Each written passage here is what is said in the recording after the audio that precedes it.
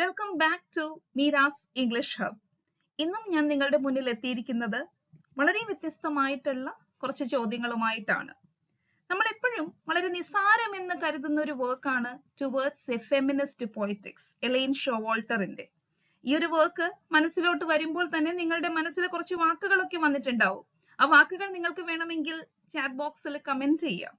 അതെ, ഈ വാക്കുകൾക്കപ്പുറത്ത് ഒരു MCQ പോലും ഈ വർക്കിൽ നിന്നും ചോദിക്കില്ല എന്നൊരു വിശ്വാസം എങ്ങനെയോ നമ്മളുടെയൊക്കെ മനസ്സിൽ കടന്നുകൂടിയിട്ടുണ്ട്. ഒരു പക്ഷെ അങ്ങനെ തന്നെ സംഭവിച്ചേക്കാം, അങ്ങനെ തന്നെ സംഭവിക്കട്ടെ. പക്ഷേ അതിനപ്പുറത്തൊരു ചോദ്യം വന്നാൽ നിങ്ങൾ എന്ത് ചെയ്യും? അതിന് ഒരു പരിഹാരമായിട്ടാണ് ഞാൻ ഇന്ന് ഈ ഒരു MCQ സെഷനുമായിട്ട് നിങ്ങളുടെ മുന്നിലോട്ട് വന്നിട്ടുള്ളത്. ഈ ഒരു വർക്ക് എന്ന് പറയുമ്പോൾ ലിറ്റററി ക്രിറ്റിസിസത്തിന്റെ മെയിൻ ടോപ്പിക്സ് HSC ഇംഗ്ലീഷിൽ കൊടുത്തിരിക്കുന്നതിൽ 9 എണ്ണത്തിൽ ഏറ്റവും കൂടുതൽ റെഫറൻസസ് വന്നിട്ടുള്ള ഒരു വർക്കാണ്.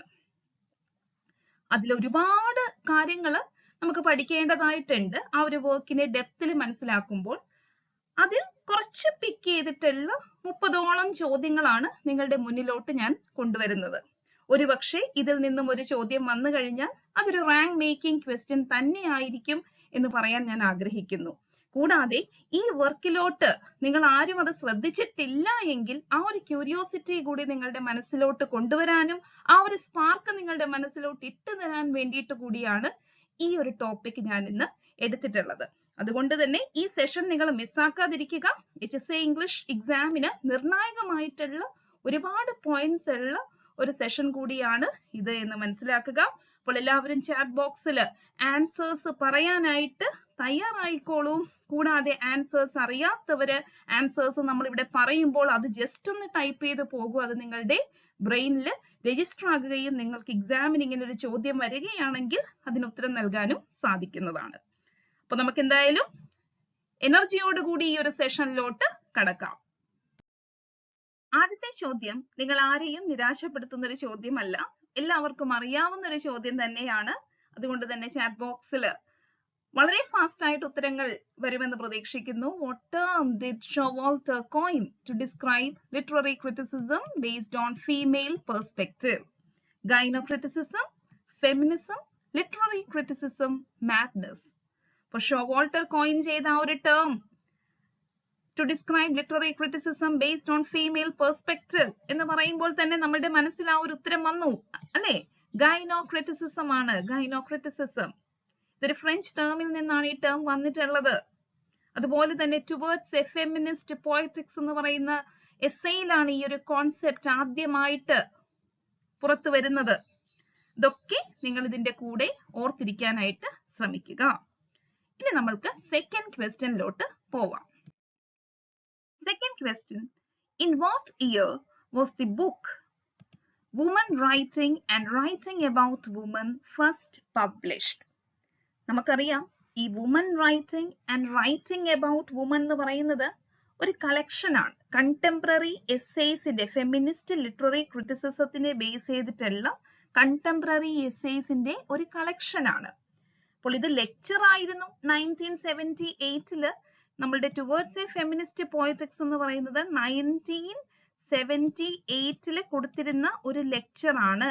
1978. അപ്പൊ എല്ലാവരുടെയും മനസ്സിൽ ടുവേർഡ്സ് എ ഫെമിനിസ്റ്റ് പോളിറ്റിക്സ് 1978 എന്നൊരു ഇയർ ഉണ്ട്. ആദ്യം തന്നെ നിങ്ങളെ കൺഫ്യൂസ് ആക്കാൻ ആ ഒരു ഇയർ ആണ് കൊടുത്തിട്ടുള്ളത്. പക്ഷേ ഇതൊരു കളക്ഷന്റെ ഭാഗമാകുന്നതും പബ്ലിഷ് ചെയ്യപ്പെടുന്നതുമായിട്ടുള്ള വർഷം എന്ന് പറയുന്നത് ഏതാണ്? 1979 ആണ്. 1979 ആണ് എന്ന് ഓർക്കുക.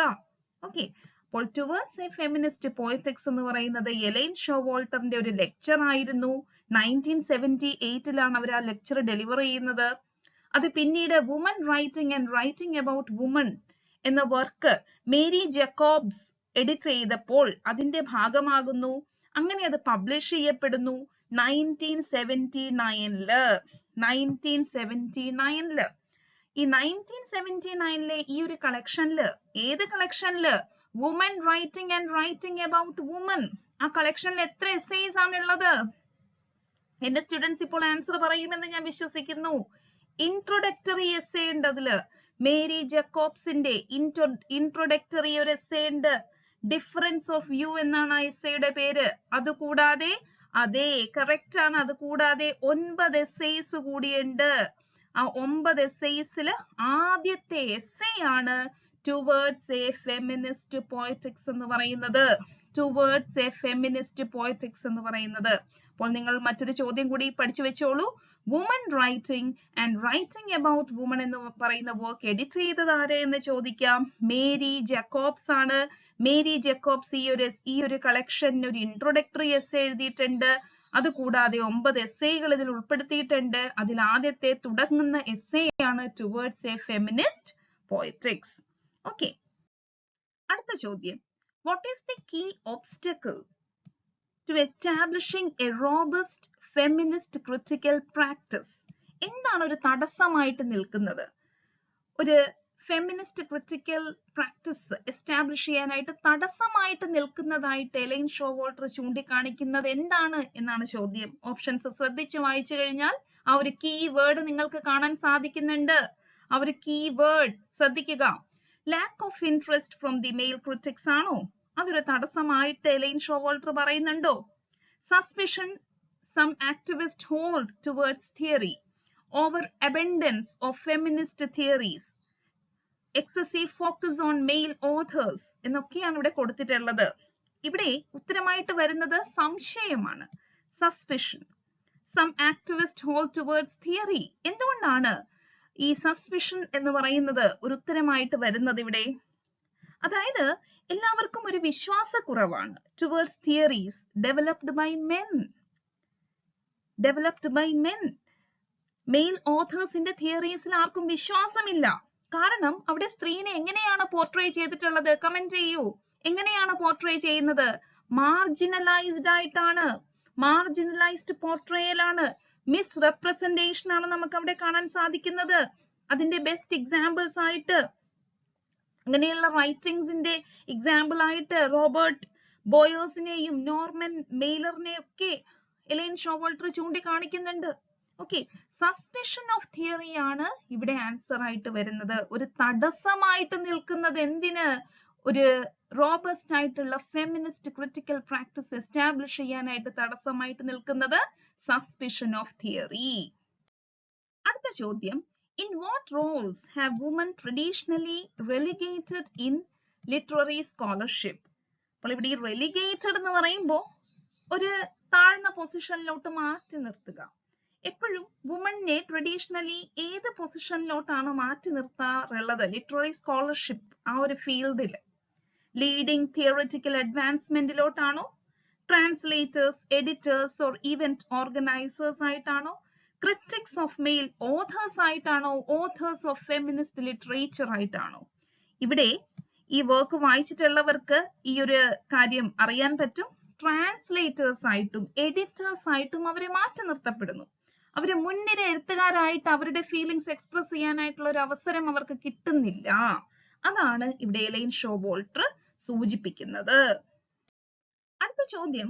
ഈ ഒരു എസ്സേ വായിച്ച് മനസ്സിലാക്കിയാൽ മാത്രം നമ്മൾക്ക് ആൻസർ ചെയ്യാൻ പാകത്തിലുള്ള ചോദ്യങ്ങളാണ് ഇതെല്ലാം, അല്ലേ? അങ്ങനെയല്ലേ? What is the concern regarding the assimilation of feminist criticism into academic structures? അതായത് അക്കാഡമിക് സ്ട്രക്ചേഴ്സിലോട്ട് ഇൻസ്റ്റിറ്റ്യൂഷണലൈസ് ചെയ്യപ്പെടുമ്പോൾ, ഫെമിനിസം ഇൻസ്റ്റിറ്റ്യൂഷണലൈസ് ചെയ്യപ്പെടുമ്പോൾ അതിനെ ബേസ് ചെയ്ത് വരുന്ന കൺസേൺ എന്താണ് എന്നാണ് ചോദിച്ചിട്ടുള്ളത്. അതായത് അത് ഇറ്റ് എൻഹാൻസസ് റാഡിക്കൽ പൊട്ടൻഷ്യൽ, ആ ഒരു ആക്റ്റീവ് പൊട്ടൻഷ്യൽ എൻഹാൻസ് ചെയ്യുമോ? അതോ ജെൻഡർ ഇക്വാളിറ്റിനെ പ്രൊമോട്ട് ചെയ്യുമോ? It may lose its radical potential for social change.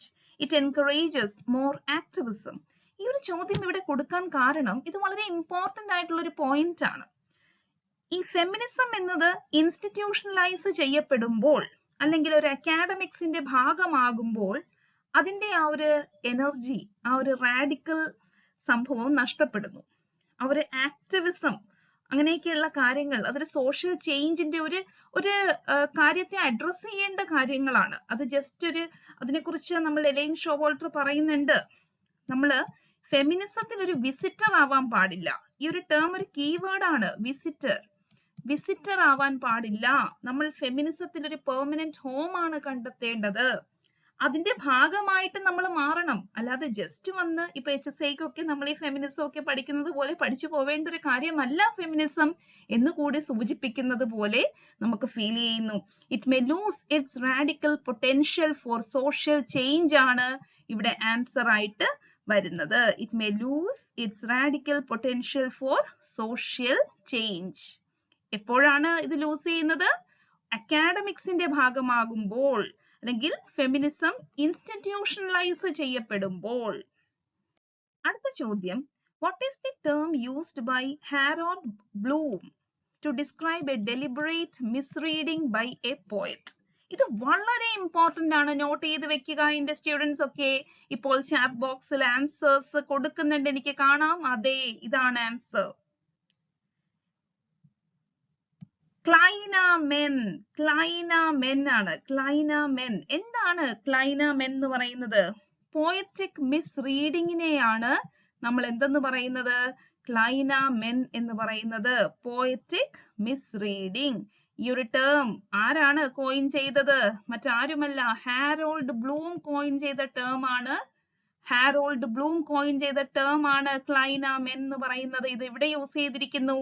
A-line ഷോവാൾട്ടറിന്റെ Towards a Feminist Poetics എന്ന് പറയുന്ന എസ്സേയിൽ യൂസ് ചെയ്തിരിക്കുന്നു. What does the term empiricism refer to in the context of feminist literary analysis?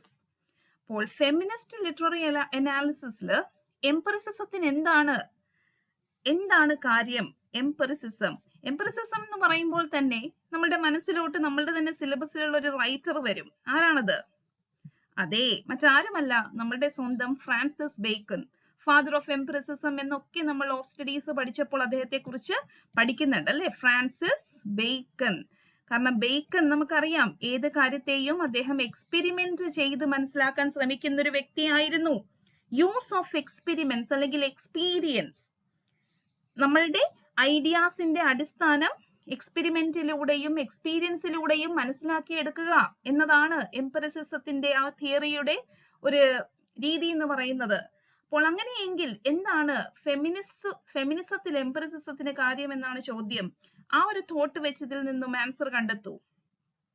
Grounding analysis in women's realities, focusing on theoretical framework അല്ല, കാരണം അത് എംപറിസിസവുമായിട്ട് ഒരു ബന്ധവുമില്ല. തിയറിറ്റിക്കൽ ഫ്രെയിംവർക്ക് അല്ല, എക്സ്പീരിയൻസ് ആണ് എംപറിസിസം എന്ന് പറയുമ്പോൾ. അബ്സ്ട്രാക്ട് ഫിലോസഫിക്കൽ ഡിസ്കഷൻസും അല്ല, ഹിസ്റ്റോറിക്കൽ ലിറ്റററി ക്രിറ്റിസിസം അല്ല, grounding analysis in women's reality ആണ് അല്ലെ? റിയാലിറ്റി, എക്സ്പീരിയൻസ് ചെയ്യുക, റിയാലിറ്റി. അടുത്തത്, what role did Mellen's book explore in towards a feminist poetics? Joan മെലന്റെ ഒരു ബുക്കിനെ കുറിച്ച് പറയുന്നുണ്ട്.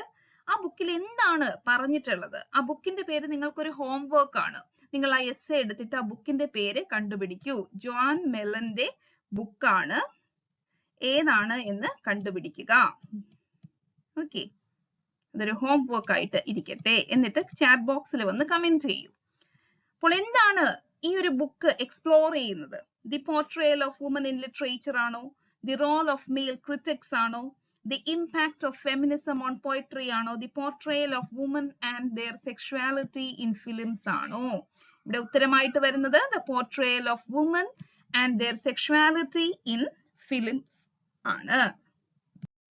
അടുത്ത ചോദ്യം, what does Showalter argue feminist critics should avoid doing?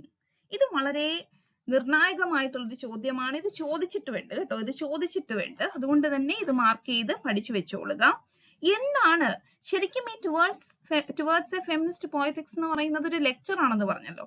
ആ ലെക്ചറിൽ അവർ ഓരോരോ റെഫറൻസ് കോട്ട് ചെയ്തിട്ട് എല്ലാ റെഫറൻസിന്റെയും അവസാനം അവര് ആ ഒരു സബോർഡിനേറ്റ് പൊസിഷനിലോട്ട് ഈ മെയിൽ ഡോമിനേറ്റഡ് സൊസൈറ്റി അടിച്ചേൽപ്പിക്കുന്ന സബോർഡിനേറ്റ് പൊസിഷൻ ഏറ്റെടുക്കരുതും എന്ന് പറയുന്നതായിട്ട് നമ്മൾക്ക് ഇൻഡയറക്റ്റ് ആയിട്ടും ഡയറക്റ്റ് ആയിട്ടും ഒക്കെ കേൾക്കാം. അപ്പോൾ ഇവിടെ അങ്ങനെ ഒരു ചോദ്യമാണ് ഇവിടെ കൊടുത്തിട്ടുള്ളത്. What does Showalter argue feminist critics should avoid doing? Compromising their feminist principles, engaging with male critics, അങ്ങനെ അവർ ഒരിടത്തും പറഞ്ഞിട്ടില്ല. Focusing on theoretical frameworks. കാരണം തിയറിയിൽ മാത്രം ഫോക്കസ് ചെയ്യുന്നത്, അത് എടുത്തു തന്നെ പറയുന്നുണ്ട്. കുറച്ചുപേര് തിയറിയിൽ ഫോക്കസ് ചെയ്യുന്നു, കുറച്ചുപേര് ആക്ടിവിസ്റ്റുകളാണ്, കുറച്ചുപേര് അക്കാഡമിക്സ് ആണ്. അതൊന്നും അല്ല ഇവിടെ ആവശ്യം. ഇവിടെ എക്സ്പീരിയൻസ്, സ്ത്രീയുടെ എക്സ്പീരിയൻസിന് വേണ്ടിയിട്ട് നിലകൊള്ളുന്ന കുറച്ച് പേരെയാണ് ഇവിടെ ആവശ്യം. അത് സ്ത്രീകൾ മാത്രമല്ല, അതിൽ പുരുഷന്മാർ വരെ ചേരണം എന്ന രീതിയിൽ അവസാനം പറയുന്നുണ്ട്. ഇഗ്നോറിംഗ് റിയൽ ലൈഫ് എക്സ്പീരിയൻസസ് ഇല്ല. റിയൽ ലൈഫ് എക്സ്പീരിയൻസ് എംപറിസിസം നമ്മളിപ്പോൾ പറഞ്ഞു. അങ്ങനെയെങ്കിൽ ഇവിടെ ഉത്തരം കോംപ്രമൈസിങ് ദെയർ ഫെമിനിസ്റ്റ് പ്രിൻസിപ്പിൾസ് ആണ്. അതായത് അവോയ്ഡ് ഡൂയിങ് ആണ് അല്ലേ. ഒരിക്കലും ഫെമിനിസ്റ്റ് പ്രിൻസിപ്പിൾസ് കൈവിട്ട് കളയരുതും എന്നാണ് നമ്മളുടെ ഷോവാൾട്ടർ ഫെമിനിസ്റ്റ് ക്രിറ്റിക്സിനോട് പറയുന്നത്. What is a significant challenge faced by feminist criticism according to the essay? According to the essay towards feminist politics, എന്താണ് ഫെമിനിസ്റ്റ് ക്രിറ്റിസിസം ഫേസ് ചെയ്യുന്ന ഒരു ചാലഞ്ച്? അതില് lack of male representation in feminist theory ഉത്തരമല്ല എന്ന് നമുക്ക് വായിക്കുമ്പോൾ തന്നെ മനസ്സിലാക്കാനായിട്ട് സാധിക്കുന്നുണ്ട്. Over emphasis on male authors അല്ല. The focus on historical literary analysis അല്ല. ഇവർക്ക് ഫെമിനിസത്തിന് അല്ലെങ്കിൽ ഫെമിനിസ്റ്റ് എന്ന് വാദിക്കുന്നവർക്ക് ഒരു ക്ലിയർലി ഡിഫൈൻഡ് ആയിട്ടുള്ള ഒരു ലിറ്റററി തിയറി ഇല്ല എന്ന് പറയുന്നുണ്ട്. എലൈൻ ഷോവാൾട്ടർ പറയുന്നു, the absence of A clearly defined feminist literary theory ഇല്ല. അതുകൊണ്ടാണ് കുറച്ചുപേർ ആക്ടിവിസ്റ്റുകളാണ്. ആക്ടിവിസ്റ്റുകൾ എന്ന് പറയുമ്പോൾ അവര് പാട്രിയാർക്കിനെ ചലഞ്ച് ചെയ്തുകൊണ്ട്, മെയിൽ ഡോമിനേറ്റഡ് ആയിട്ടുള്ള സൊസൈറ്റിനെ ചലഞ്ച് ചെയ്തുകൊണ്ട് മുന്നോട്ട് വരുന്നു. കുറച്ചുപേർ ഇതിനെക്കുറിച്ചുള്ള തിയറികളൊക്കെ രൂപീകരിച്ച് ഇങ്ങനെ ഇരിക്കുന്നു. കുറച്ചുപേർ ഇതിനെക്കുറിച്ച് പഠനം നടത്തുന്നു. അങ്ങനെ അതിനെക്കുറിച്ചൊരു ക്ലാരിറ്റി ഇല്ലാത്തത് കൊണ്ടാണ്. The absence of A clearly defined feminist literary theory ആണ് ഇവിടെ ആൻസർ ആയിട്ട് വരുന്നത്. അടുത്തത് വളരെ സിമ്പിൾ ആയിട്ടുള്ള ഒരു ചോദ്യം. What is gynocriticism primarily focused on? Literature written by men, literature written by women, literature from a Marxist perspective, literature from a historical context. എന്താണ്? No doubt അല്ലേ, literature written by women. Literature written by women. അടുത്ത ചോദ്യം ഇത്ര twisting ആയിട്ടുള്ള ഒരു ചോദ്യമാണ്. How do Catherine Stimson compare feminist critic and gynocriticism? Feminist ക്രിറ്റിക്കിനെയും ഗൈനോക്രിറ്റിസിസത്തിനെയും എന്തിനോടോ കമ്പയർ ചെയ്യുന്നുണ്ട്, ഈ കാതറിനും കൂടി ചേർന്നിട്ട്. അത് നമ്മൾക്കറിയാം. ഈ ഓപ്ഷൻസിലോട്ട് പോകുന്നതിന് മുൻപേ, ഓപ്ഷൻസ് എപ്പോഴും കറക്റ്റ് ആവണം എന്നില്ലല്ലോ, അതുകൊണ്ട് തന്നെ ഓപ്ഷൻസിലോട്ട് പോകുന്നതിന് മുമ്പേ ഫെമിനിസ്റ്റ് ക്രിറ്റിക്കിനെ എന്തുമായിട്ടാണ് കമ്പയർ ചെയ്തത്? പറയൂ, കമന്റ് ബോക്സിൽ കാണട്ടെ. അതെ, ഫെമിനിസ്റ്റ് ക്രിറ്റിക്കിനെ ഓൾഡ് ടെസ്റ്റമെന്റ് ആയിട്ടാണ് കമ്പയർ ചെയ്തിട്ടുണ്ടായിരുന്നത്. അതുപോലെ തന്നെ ഗൈനോക്രിറ്റിസിസത്തിനെ ന്യൂ ടെസ്റ്റമെന്റുമായിട്ട് കമ്പയർ ചെയ്തു. ഫെമിനിസ്റ്റ് ക്രിറ്റിക് ഓൾഡ് ടെസ്റ്റമെന്റ് ആണെങ്കിൽ ഇവിടെ ആദ്യത്തെ ഓപ്ഷൻ കട്ട് ചെയ്യാം, കാരണം ന്യൂ ടെസ്റ്റമെന്റ് എന്നാണ് പറഞ്ഞിട്ടുള്ളത്. ഗൈനോക്രിറ്റിസിസം ഓൾഡ് ടെസ്റ്റമെന്റ് എന്നും പറഞ്ഞിരിക്കുന്നു, അതും കട്ട് ചെയ്യാം. ഇനി നാലാമത്തെ ഓപ്ഷൻ നോക്കൂ, ഗൈനോക്രിറ്റിസിസം എംഫസൈസസ് മെയിൽ ഡോമിനൻസ്. അതും തെറ്റായ സ്റ്റേറ്റ്മെന്റ് ആണ്. അങ്ങനെയെങ്കിൽ ഇവിടെ ഉത്തരം നമ്മൾക്ക് കിട്ടി, feminist critic focuses on past errors. അതായത് ഫെമിനിസ്റ്റ് ക്രിറ്റിക് അത് ഓൾഡ് ടെസ്റ്റമെന്റിനെ ബേസ് ചെയ്താണ് എന്ന് പറയുമ്പോൾ അവിടെ സ്ത്രീയെ, ആ ഒരു മാന്റെ ഡൗൺഫോളിന് കാരണമാകുന്നത് സ്ത്രീയാണ്, അവരുടെ എറർ ആണ്, അവരുടെ തെറ്റായ തീരുമാനങ്ങളാണ് എന്ന രീതിയിലുള്ള ഇന്റർപ്രിട്ടേഷൻസ് ഉണ്ട്. അതാണ് ഇവിടെ ഉദ്ദേശിച്ചിട്ടുള്ളത്. So feminist critic focuses on past errors ആണ് ഇവിടെ ആൻസർ ആയിട്ട് വരുന്നത്. What does the promised land of feminist vision represent? ഈ ഒരു പ്രോമിസ്ഡ് ലാൻഡ്, ഈ ഒരു കോണ്ടെക്സ്റ്റിൽ തന്നെയാണ് മുന്നോട്ട് പ്രോമിസ്ഡ് ലാൻഡിനെ കുറിച്ച് പറയുന്നത്. ആ ഒരു പ്രോമിസ്ഡ് ലാൻഡ് എന്ന് പറയുന്നത് ഈജിപ്ത് ഓഫ് ഫീമെയിൽ സെർവിറ്റ്യൂഡിൽ നിന്നും സ്ത്രീകളെ, ആ ഒരു സബ്ജുഗേഷനിൽ നിന്നും സ്ത്രീകളെ രക്ഷിക്കാനായിട്ട് ഒരു പ്രൊഫറ്റ് വരും. ജെർമിയ എന്ന് പറയുന്ന ബിബ്ലിക്കൽ പ്രൊഫറ്റിനെ പോലെ ഒരു പ്രൊഫറ്റ് വന്ന് രക്ഷിക്കും. ആ ജെർമിയ എന്ന് പറയുന്നത് ഫെമിനിസത്തിൽ നിന്നും ആ ഒരു യഥാർത്ഥ വിഷൻ ഉൾക്കൊണ്ടുവരുന്നവരാണ്. ഓക്കെ, ആ ഒരു ഡേഞ്ചർ മുന്നിൽ കാണുന്നവരാണ്. അങ്ങനെ രക്ഷിക്കും എന്ന് പറയുന്ന ഒരു സംഭവം നമ്മൾ അവിടെ കാണുന്നുണ്ട്. What does the promised land of feminist vision represent എന്ന് ചോദിക്കുമ്പോൾ ഇവിടെ എന്താണ് answer? A state of female servitude അല്ല, പ്രോമിസ്ഡ് ലാൻഡ് അല്ലേ.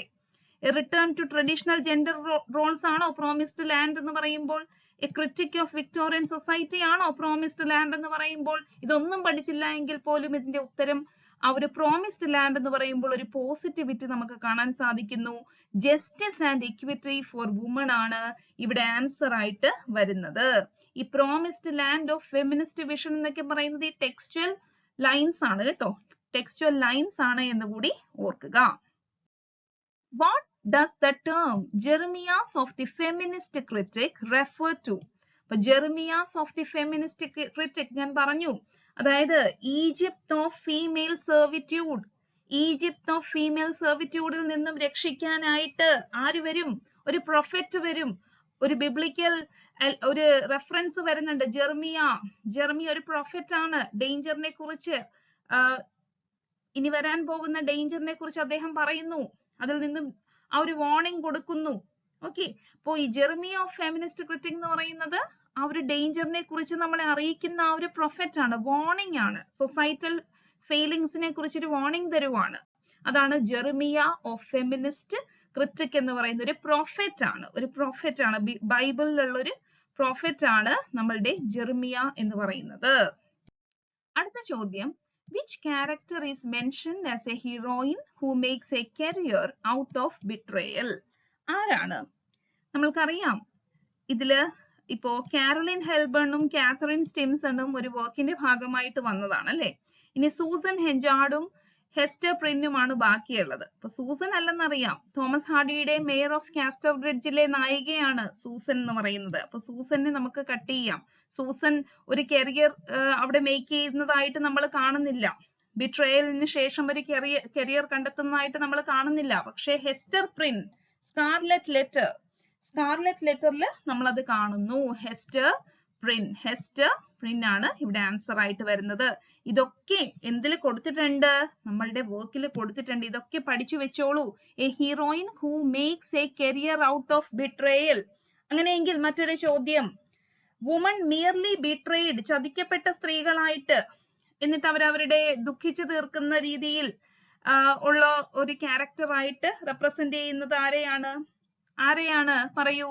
അതെ, കറക്റ്റ് ആണ്, ഹെറ്റി സോറൽ ആണ്. ഹെറ്റി സോറൽ ആദം ബീഡിലെ ഹെറ്റി സോറൽ ആണ്. ഇതൊക്കെ മെൻഷൻ ചെയ്തിരിക്കുന്നത് എലിസബത്ത് ഹാഡ്വിക്കിന്റെ കളക്ഷനിലാണ്. സെഡക്ഷൻ ആൻഡ് ബിട്രയൽ എന്ന് പറയുന്ന കളക്ഷനിലാണ് എന്നാണ് എലൈൻ ഷോവോൾട്ടർ പറയുന്നത്. എലിസബത്ത് ഹാഡ്വിക്കിന്റെ കളക്ഷൻ സെഡക്ഷൻ ആൻഡ് ബിട്രയൽ. നമ്മൾ കുറെ നേരമായിട്ട് ഒരു ജെറമിയനെ കുറിച്ച് പറയുന്നു, old testament, new testament, Egypt of female servitude എന്നൊക്കെ പറയുന്നുണ്ട്. അപ്പൊ what does the Egypt of female servitude symbolize? എന്താണ് സിംബലൈസ് ചെയ്യുന്നത്?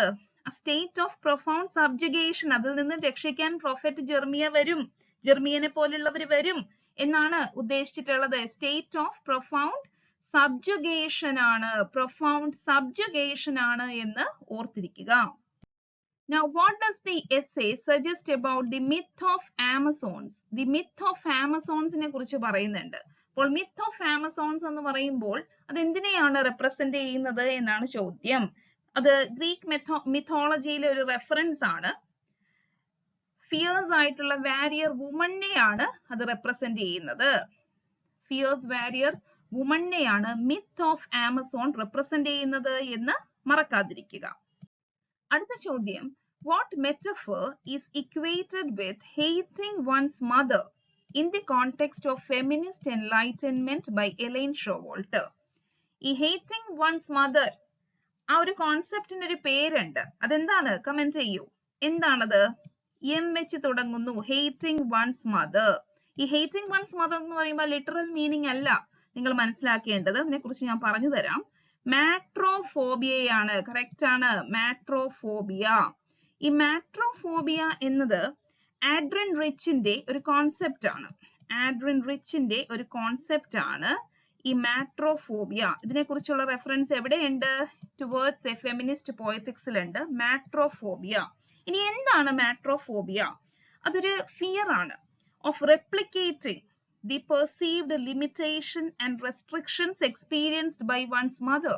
അതായത് ഈ പാട്രിയാർക്കി സെറ്റ് ചെയ്തിട്ടുള്ള കുറച്ച് ഒരു ഐഡിയൽ മദർഹുഡ് അല്ലെങ്കിൽ ഒരു ഐഡിയൽ ഫീമെയിൽ ഉണ്ട്. ആ ഐഡിയൽ ഫീമെയിലിലോട്ട് നമ്മളും ഒതുങ്ങിപ്പോകുമോ എന്നൊരു പേടിയെയാണ് മാട്രോഫോബിയ എന്ന രീതിയിൽ വിശേഷിപ്പിച്ചിട്ടുള്ളത്. അല്ലാതെ ഇതും മദർഹുഡുമായിട്ടൊന്നും ഒരു ബന്ധവുമില്ല. ആ ഒരു രീതിയിലാണ് ഇതിനെ മനസ്സിലാക്കേണ്ടത്. Fear of replicating the perceived limitations and restrictions experienced by one's mother.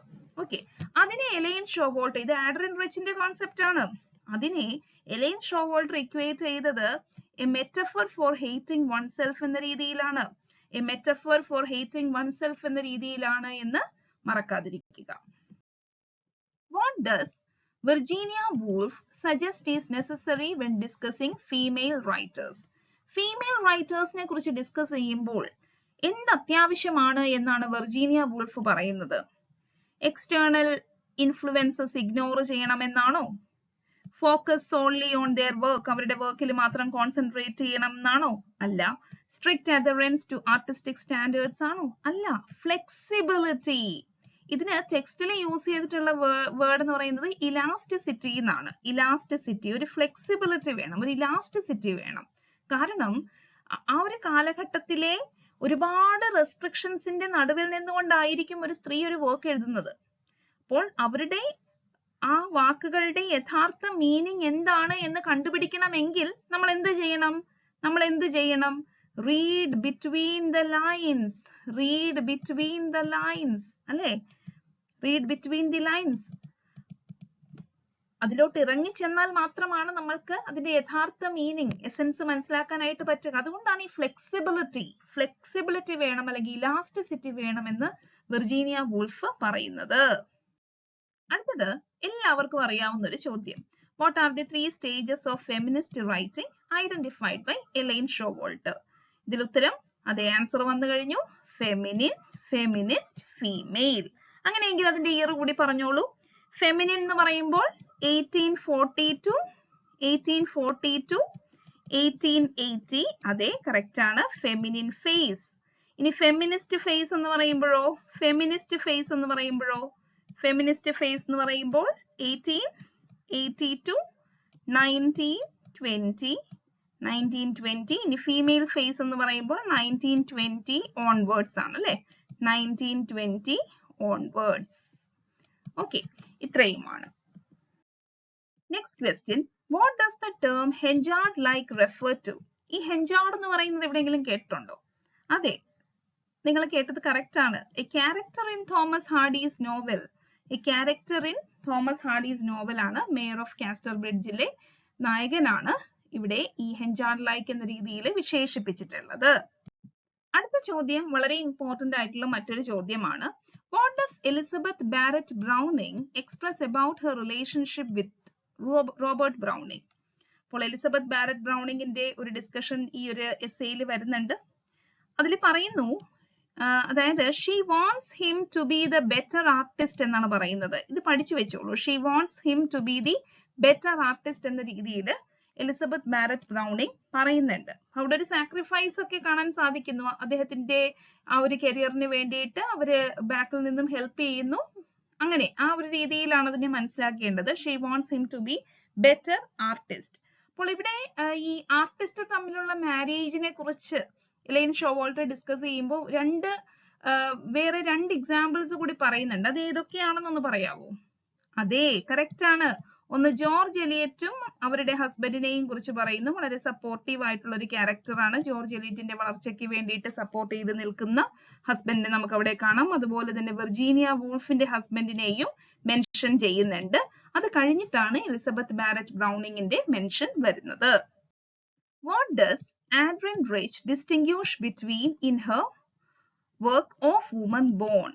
ഈ ഒരു വർക്കിലാണ് മാട്രോഫോബിയ, നേരത്തെ നമ്മൾ പറഞ്ഞു അല്ലെ, മാട്രോഫോബിയ എന്ന് പറയുന്ന കോൺസെപ്റ്റിനെ കുറിച്ച്. അത് മദറിങ്, ആ ഒരു സ്ത്രീയുടെ ക്വാളിറ്റീസിനെ കുറിച്ചിട്ടുള്ള ഒരു ഡിസ്കഷൻ ആണ്. അതിലാണ് പേഴ്സണൽ എക്സ്പീരിയൻസ് ഓഫ് മദറിങ്ങും പാട്രിയാർക്കൽ ഇൻസ്റ്റിറ്റ്യൂഷൻ ഓഫ് മദർഹുഡും ബേസ് ചെയ്തിട്ടുള്ള ഡിസ്കഷൻ വരുന്നത്.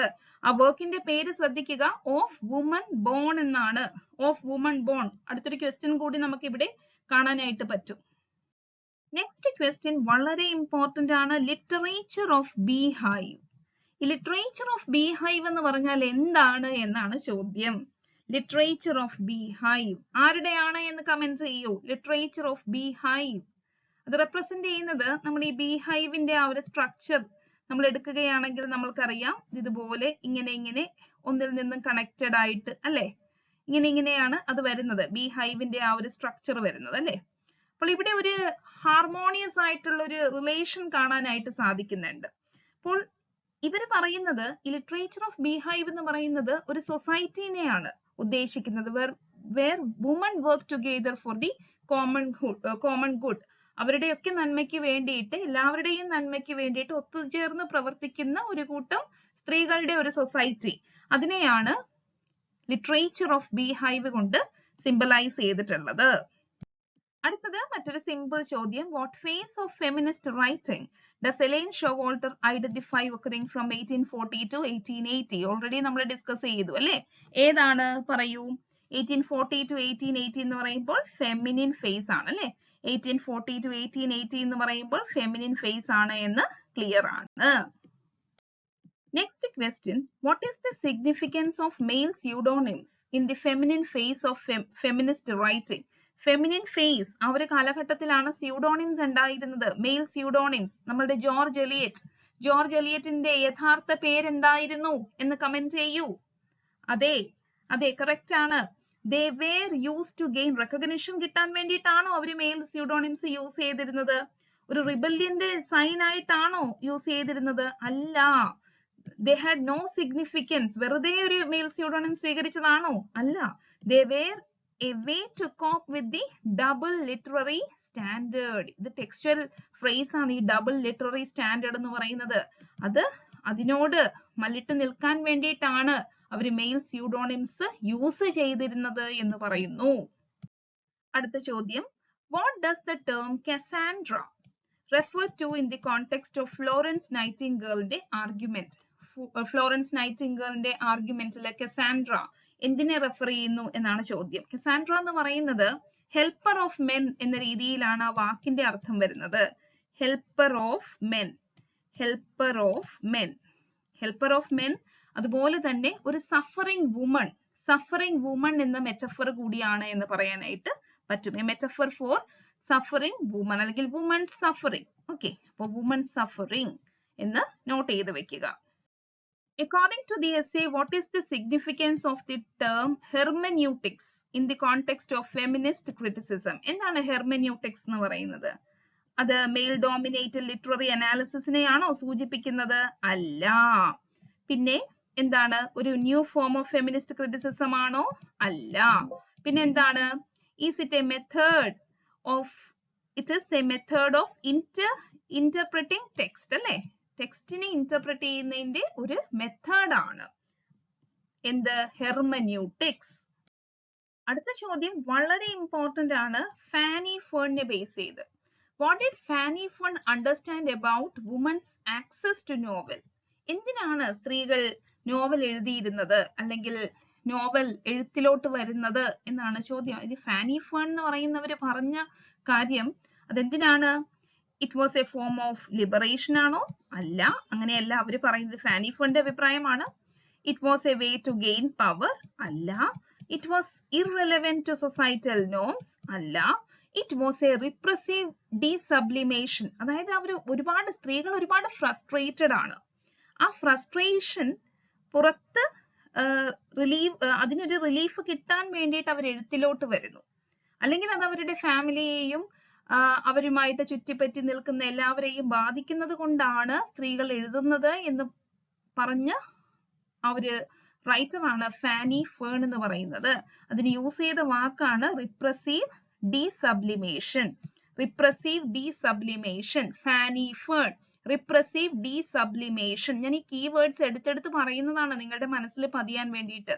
അപ്പോൾ ഈ എസ്സേനെ കുറിച്ചൊന്നും ഒരു ധാരണയില്ലാത്തവർക്ക് പോലും ഈ ഒരു ക്ലാസ് കേട്ട് കഴിഞ്ഞാൽ ഈ വാക്കുകളൊക്കെ നിങ്ങളുടെ മനസ്സിലുണ്ടാവും. അടുത്തത് വളരെ ഇമ്പോർട്ടന്റ് ആയിട്ടുള്ള മറ്റൊരു ചോദ്യം, അവസാനത്തെ ചോദ്യം കൂടിയാണ് ഇന്നത്തെ. According to Elaine Showalter, feminism is not dash. ഈ ഒരു ചോദ്യം നിങ്ങൾക്ക് പ്രതീക്ഷിക്കാം. ഒരു enterprise, a visiting, an ideology, a critical theory. എന്താണ്? Feminism is not a visiting. Feminism is not a visiting. എന്താണ് എന്നാണ് പറയുന്നത്? ഫെമിനിസം വിസിറ്റിംഗ് അല്ല. പകരം എന്താണ്? ഫെമിനിസത്തിനെ നിങ്ങളൊരു പെർമനന്റ് ഹോം ആക്കി മാറ്റണം. പെർമനന്റ് ഹോം ആക്കണം എന്ന് പറയുന്നു. Permanent home. ഓക്കെ, ഇത് വളരെ ഇമ്പോർട്ടന്റ് ആയിട്ടുള്ള ഒരു പോയിന്റ് ആണ്. Feminism is not a visiting. അതിനെ ഒരു പെർമനന്റ് ഹോം ആക്കി മാറ്റണം എന്ന് പറഞ്ഞിരിക്കുന്നു. ഓക്കെ, അപ്പോൾ ഇന്ന് 35 മിനിറ്റ് ആയി. 30ഓളം വളരെ വ്യത്യസ്തമായിട്ടുള്ള ചോദ്യങ്ങളിലൂടെ നമുക്ക് കടന്നു പോകാനായിട്ട് സാധിച്ചു. ഇത് കൂടാതെ നമ്മളുടെ ഇതുപോലെയുള്ള ചോദ്യങ്ങൾ ലിറ്റററി ക്രിറ്റിസിസത്തിന്റെ ആണെങ്കിലും ലിംഗ്വിസ്റ്റിക്സിന്റെ ആണെങ്കിലും മറ്റു ടോപ്പിക്സിന്റെ ആണെങ്കിലും പ്രാക്ടീസ് ചെയ്യണമെങ്കിൽ നമ്മളുടെ 888 കോഴ്സ് അവൈലബിൾ ആണ്. അതുപോലെ തന്നെ നമ്മൾ ഫ്രീ മോക്ക് ടെസ്റ്റുകൾ 30 ദിവസത്തെ ഫ്രീ മോക്ക് ടെസ്റ്റുകളും കണ്ടക്ട് ചെയ്യുന്നുണ്ട്. അതിലൊക്കെ ജോയിൻ ചെയ്യാനായിട്ട് ഡിസ്ക്രിപ്ഷൻ ബോക്സിലെ ടെലിഗ്രാം ചാനലിൽ നിങ്ങൾ ജോയിൻ ചെയ്യുക. ഈ ഫ്രീ മോക്ക് ടെസ്റ്റ് എല്ലാവർക്കും അറ്റൻഡ് ചെയ്ത് നോക്കാവുന്നതാണ്. സ്വന്തം നിലവാരം ചെക്ക് ചെയ്യാവുന്നതാണ്. Okay, so thank you so much. ഇത്രയും സമയം ഇവിടെ ചെലവഴിച്ചതിൽ ഈ ചോദ്യങ്ങളൊക്കെ നിങ്ങൾക്ക് യൂസ്ഫുൾ ആയി. നിങ്ങളെ ഒന്നും പേടിപ്പിക്കുക എന്നതല്ല ഉദ്ദേശം. ഇങ്ങനെയും കാര്യങ്ങളുണ്ട് എന്നൊരു ധാരണ നിങ്ങൾക്ക് വേണമല്ലോ. ഇനിയുള്ള ദിവസങ്ങളിൽ കുറച്ച് സമയമെങ്കിലും ഈ കാര്യങ്ങൾക്കും നിങ്ങൾക്ക്, അല്ലെങ്കിൽ ഈ ഒരു ക്ലാസ് കണ്ടാൽ പോലും ഇതിലെ ഒരുപാട് കാര്യങ്ങൾ നിങ്ങൾക്ക് മനസ്സിലാക്കാനായിട്ട് പറ്റുന്നതാണ്. So thank you so much. നമുക്ക് നെക്സ്റ്റ് ക്ലാസ്സിൽ ലിറ്റററി ക്രിറ്റിസിസത്തിന്റെ വ്യത്യസ്തമായിട്ടുള്ള ചോദ്യങ്ങളുമായിട്ട് കാണാം. ബൈ.